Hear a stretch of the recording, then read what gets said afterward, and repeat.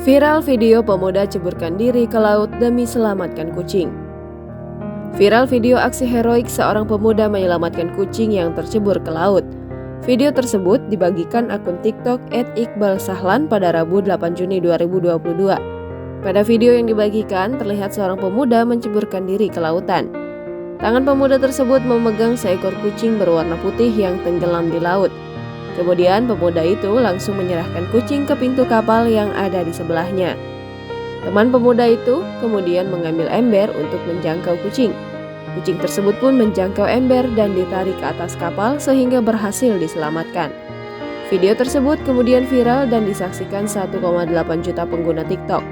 Netizen berterima kasih dengan kebaikan pemuda yang belum diketahui namanya itu. Usai menyelamatkan hewan berbulu itu, pemuda tersebut kembali naik ke atas kapal. Belum diketahui di mana peristiwa itu terjadi.